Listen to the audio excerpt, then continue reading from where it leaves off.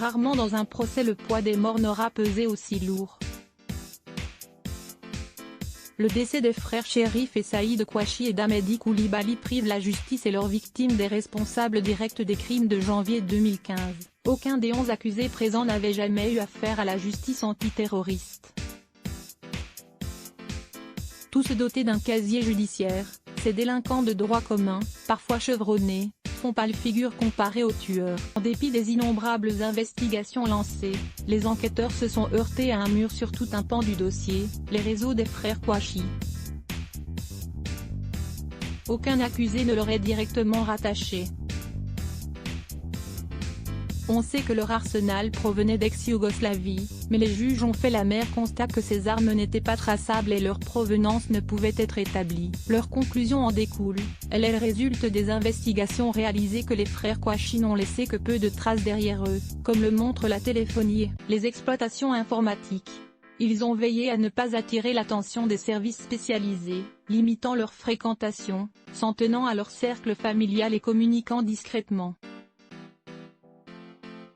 Cherif et Saïd Kouachi, deux des auteurs de l'attentat de Charlie Hebdo, sont morts lors d'un assaut du GIGN, le 9 janvier 2015 à Damartin-Angoal.AFP photo. Le box ne sera donc garni que de suspects en lien avec Amedy Coulibaly, notamment pour la fourniture du matériel de sécurité et des armes.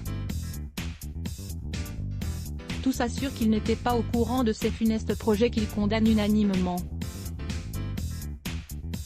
Mais les juges d'instruction le rappellent dans leur ordonnance, la qualification d'association de malfaiteurs terroristes criminels n'exige pas la connaissance précise du projet d'attenter volontairement à la vie ou à l'intégrité des personnes, préparé ou exécuté par l'auteur principal des faits.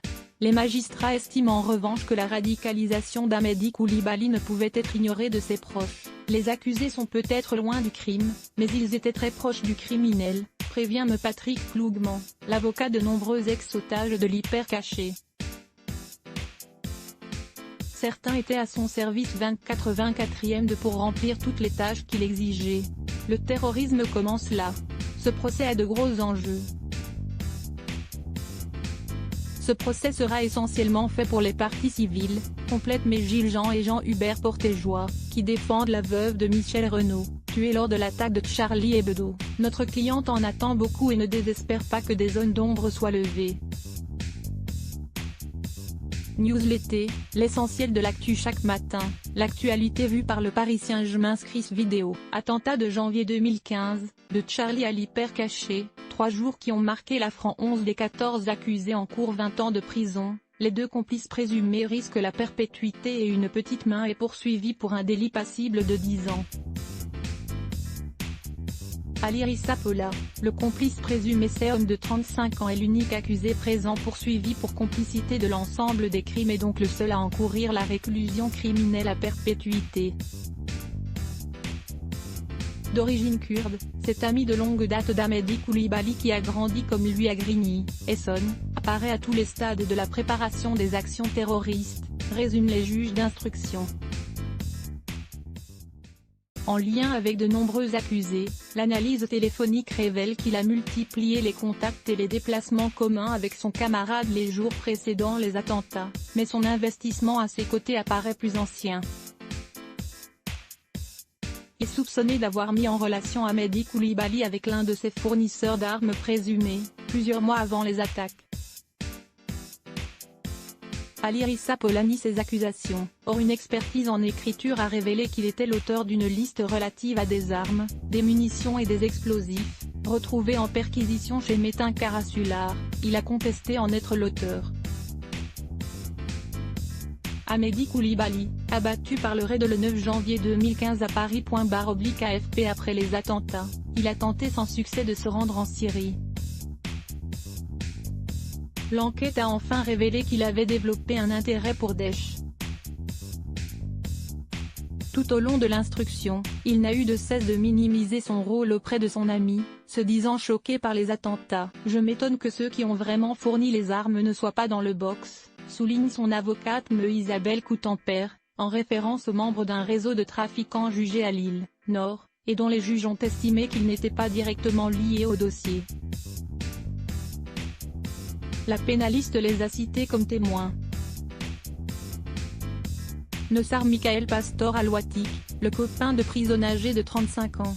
Cet habitant d'Épinay-sur-Seine, Seine-Saint-Denis, a connu Hamedi Koulibaly en détention à la prison de Villepinte, où ils travaillaient tous les deux à la buanderie. Il le présente comme son grand frère. Son ADN a été découvert sur 2 armes de poing découvertes dans le logement conspiratif d'Hamedi Koulibaly à Gentilly, Val-de-Marne, ainsi qu'à l'intérieur d'un gant noir retrouvé dans une allée de l'hyper caché, des indices embarrassants qu'il a peiné à expliquer. L'enquête a également démontré qu'il avait multiplié les échanges avec son ami avant les attentats. Les juges se demandent même s'il n'a pas joué un rôle dans le transport et le stockage des armes du futur terroriste. S'il reconnaît avoir effectivement vu des armes dans le coffre de son ami, il assure qu'il n'aurait jamais imaginé qu'il puisse les utiliser comme il l'a fait. Willy Prévost et Christophe Rommel, les sous-tierces 2 hommes, âgés de 34 et 30 ans, ont reconnu avoir servi de petite main à Hamedi Koulibaly, sans connaître ses réelles intentions. Le futur terroriste a sollicité Willy Prévost, qu'il connaissait de Grigny, pour aller chercher une voiture dans l'Oise, le 2 janvier, le Scénic avec lequel il se rendra à l'hyper caché. Willy Prévost avait alors sollicité son ami Christophe Rommel. Courant décembre, tous deux sont également allés acheter des gilets tactiques, un tasé, un couteau et des gazeuses. Toujours à la demande de Koulibaly. Pour se justifier, Willy Prévost a expliqué qu'il vivait dans la crainte de son donneur d'ordre dont plusieurs témoins ont confirmé qu'il était le souffre-douleur. L'implication de Christophe Rommel apparaît moindre. Les juges ont reconnu qu'il ne connaissait pas Hamedi Koulibaly. Il n'est donc poursuivi que pour un délit, passible de 10 ans de prison. Ce sera également le seul accusé à comparaître libre. Ammar Ramdani, Saïd Maklouf et Mohamed Amin Farr, les intermédiaires. Ammar Ramdani, 39 ans, est un ancien détenu qui a connu Hamedi Koulibaly à la buanderie de la maison d'arrêt de Villepinte. Avec son ami Saïd Maklouf, 30 ans, ils sont soupçonnés d'avoir cherché à fournir Hamedi Koulibaly en armes. Entre le 11 octobre et le 20 décembre 2014, les 2 hommes se sont rendus à 6 reprises dans la métropole lilloise, par où les armes ont justement transité. Lors de leurs différents interrogatoires, ils ont justifié ces déplacements par des projets d'escroquerie ou de visite à des prostituées, mais sans convaincre les juges d'instruction. Ammar Ramdani a par ailleurs rencontré Hamedi Koulibaly à plusieurs reprises les jours précédant les faits.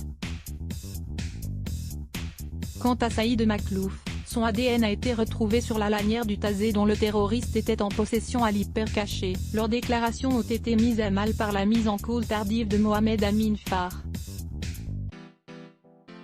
Ce Roubaisien de 31 ans a été dénoncé par un courrier anonyme adressé fin décembre 2017 au juge. Il est établi que le 11 octobre 2014, date du premier déplacement d'Ammar Ramdani et de Saïd Maklouf dans le Nord, ce dernier a appelé à 2 reprises Mohamed Amin Farr. Plusieurs personnes ont indiqué que le nordiste avait été en relation avec des Parisiens au sujet de la fourniture d'armes. Metin Karasular, Michel Catino, Abdelaziz Abad et Miguel Martinez, le réseau belgo-ardennais Investigation sur l'arsenal dont disposait Hamedi Koulibaly ont conclu qu'il s'agissait dans sa quasi-totalité d'anciennes armes neutralisées vendues de façon légale par une société slovaque puis importées en Belgique et en France. L'enquête s'est intéressée aux intermédiaires et parmi eux à Metin Karasular, un petit voyou belge de 50 ans. Par l'entremise d'Ali Rissapola, une de ses connaissances, il a rencontré Hamedi Koulibaly dans le 2e semestre 2014, au départ pour lui acheter une voiture. Mais pour les juges d'instruction, les discussions entre Metin Karasular, Hamedi Koulibaly et Ali Rissapola ont surtout porté sur la fourniture d'armes. Les investigations ont ensuite permis de mettre en cause Michel Catino, un ami de 30 ans de Karasular, ainsi qu'Abdelaziz Abad et Miguel Martinez, 2 délinquants ardennais impliqués dans le réseau. Le cas d'Abdelaziz Abad se distingue puisque, avant de se rétracter, il a déclaré avoir été sollicité par Saïd Kouachi pour le fournir en armes.